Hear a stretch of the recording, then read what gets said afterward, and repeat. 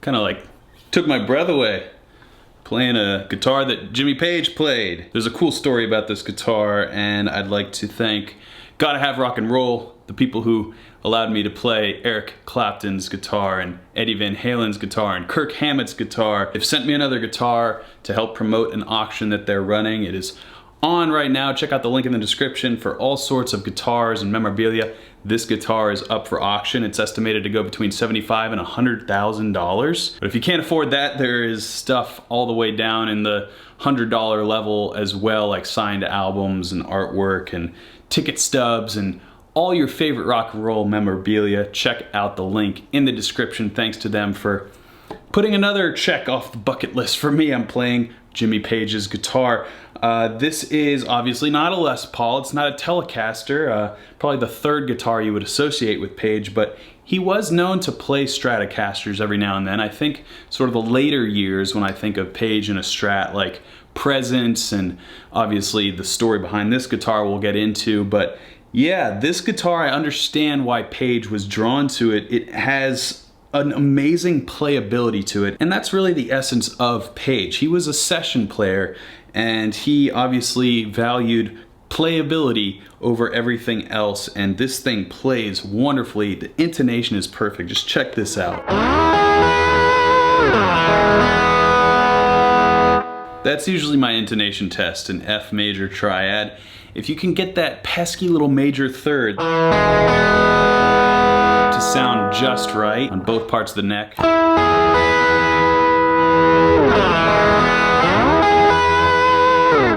that is the sign of not only a well set up guitar, but just a great playing guitar. Obviously this thing is old and has not been played in a while, I don't think. This is a 1971 Olympic white Fender Stratocaster, and Jimmy Page owned and played this guitar. He first came in contact with it in 1991 when he moved to Lake Tahoe to record the album Coverdale Page with David Coverdale. On Friday, May 24th, 1991, Page walked into the famous Legends bar without telling anyone. Page wanted to jam with the band Public Eye, who was performing that night, but he didn't have any guitars with him. Lead guitarist of the band, Robbie Cade, offered several guitars, including a Les Paul, to Jimmy, but Jimmy said, "I only like playing Stratocasters." Interesting. Robbie Cade offered Page this 71 Strat, and Page instantly fell in love. Page went on to play it that night and came back next weekend to play it again. They jammed throughout the night, and as a token of his thanks, he let Jimmy keep the guitar. Page came back the next weekend to jam with the same guitar, and he left the guitar there at Legends. As you can see, the guitar can be exactly matched to the cigarette burn on the bottom of the guitar neck. The guitar itself is worth about $15,000 on its own, and, well, since Jimmy Page played it, it's worth $75,000 to $100,000. It's just a joy to have in my hands, and I thought what better way to break it in than whip out my favorite Jimmy Page licks and kind of break down what made his guitar playing so special. And we're talking pretty much all lead stuff. I'm gonna get into a little bit of rhythmic stuff and some harmonic stuff, but primarily I wanna go over his nuances and what made his lead guitar playing special, because this guitar is just so fun to rip on.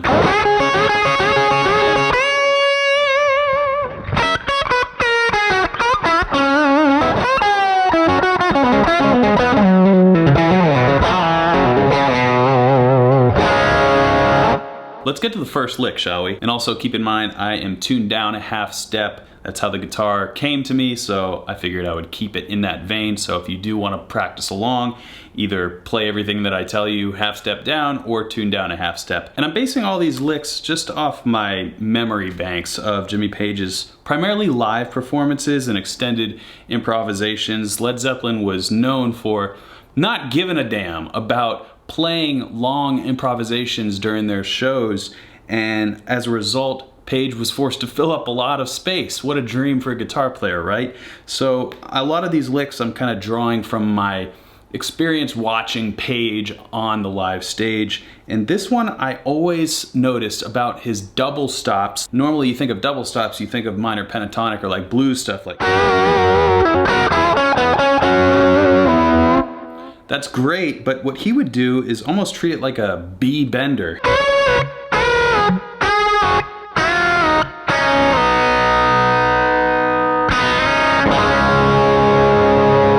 Basically what we have here is this D minor pentatonic position. We're bending this flat 7 to a root to match this root.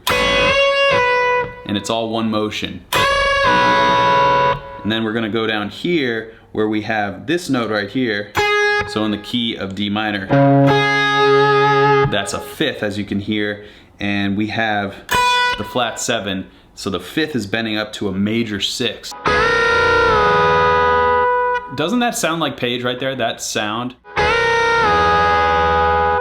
And the thing about these double stops is you have to almost be taking care of each string individually, because if you let them rub together too much, you kind of lose that rub. See the difference there? If this note dies out, then it sort of loses its luster. And then I come down here to this A position, and it's the same exact thing we started with as far as the positioning goes. So we're bending this note, which is the 4th, and we're bending it up to the 5th. And then finally we end it on. So this finally ends with the 9th, bending up to the major 3rd. Bending down with this G ringing out, and down to the flat 7 with this 9th ringing. It's really just Page's harmonic complexities. It's what separated his guitar playing from being just straight blues. There was some modal stuff infused, and this is Mixolydian feeling, but it can sound really cool in either major or minor.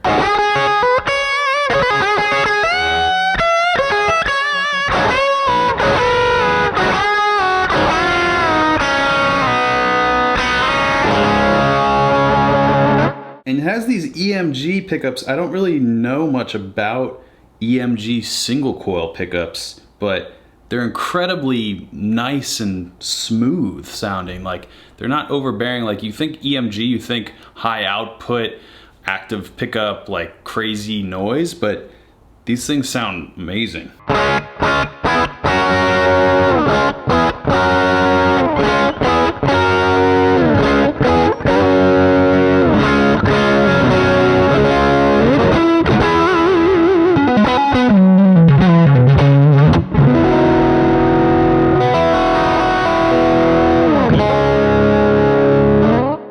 Wish I had 100 grand to drop on this bad boy. Now let's move to a more traditional Jimmy Page lick that is deceptively difficult to play. It's actually hard to play because it's sort of sloppy, and that was like Jimmy's MO, this perfect sloppy guitar player.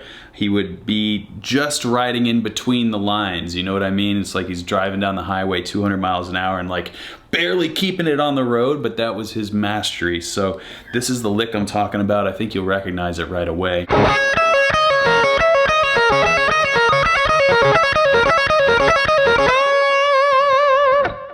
And the reason this one's tough is because of this little jump right here. It can be really easy to fudge that part and just go and do that. You don't want to do that if you can avoid it. Wrong. Right.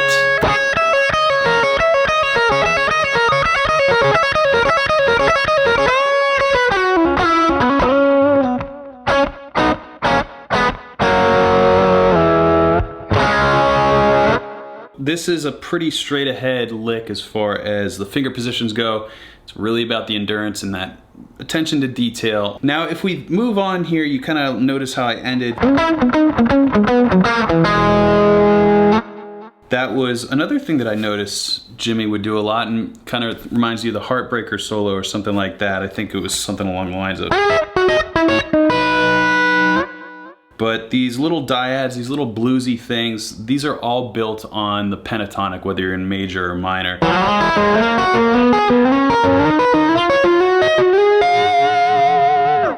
And this is something I went over in the lesson I did about Eric Johnson's greatest guitar intro ever, the Cliffs of Dover Live in Austin, where these can be really valuable and expressive little chord shapes, and I highly recommend learning them all over the guitar neck. I mean, clearly Jimmy Page was a master of the major and minor pentatonic shapes all over the neck.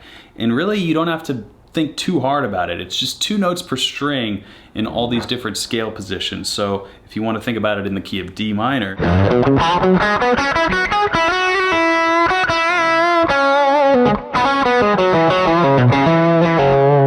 you hear how that sounds a lot different than maybe the traditional root position that you're used to?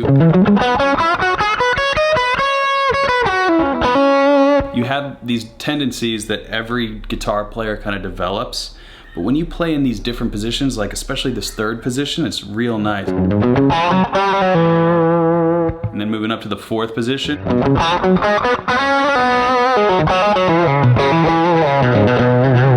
Coming up to the 5th position.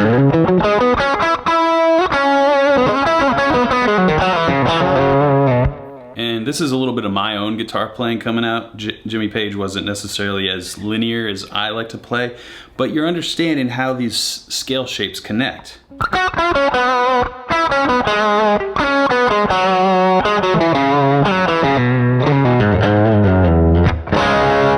If you can learn these 5 notes just everywhere on the guitar neck, that's pretty much all Page used. I mean, of course, there was some expressive intervals, if you want to look at them that way, like some natural minor stuff and a little bit of Mixolydian, a little Dorian in there.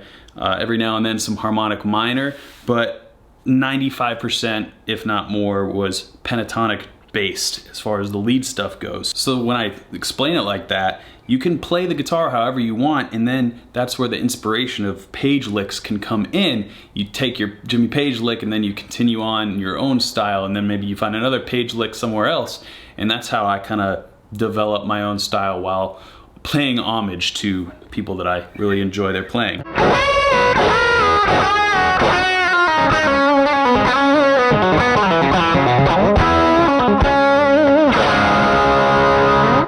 And that's what I've learned from him, is to, first of all, just go for it. He was never afraid to mess up or take chances, and I think that's what great guitar players do, and I think that that's what made him so awesome and what really helped him define his voice on the guitar. I want to show you one more thing that I think was Jimmy Page's real attitude on the guitar, and it has to do with pick attack, and I've kind of gone into it a little bit, but I want to definitely outline it here.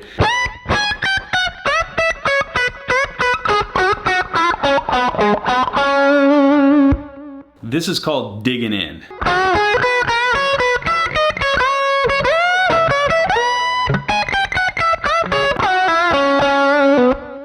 And I'm embellishing. I don't think Jimmy ever really did it that much in a row, but the attitude of Jimmy Page can be summed up in this pick attack style. And we're not digging in so much that we hit pinch harmonic. I don't have a lot of gain here, but I can still get a pinch harmonic if I dig in at the right spot. We're not going that hard, and we're also kind of avoiding that pinch harmonic spot for this particular style, but we're just on the cusp there.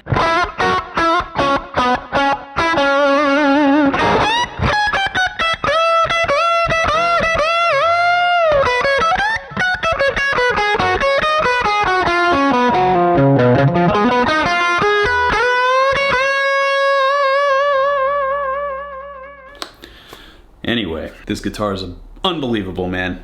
What a joy to play it. Thank you so much to Gotta Have Rock and Roll for sending it out to me. I hope you guys sell it, and I hope you sell everything in your auction. There's something in there for everyone. By the way, if you have rock and roll memorabilia, whether it's guitar or a signed vinyl or an old concert poster or something you think might have value, check out the email address in the description of this video. They're an auction house and they will consign these things for you. Maybe you could have a hidden gem in your attic somewhere. So without further ado, let's just take it out on a jam on this amazing guitar.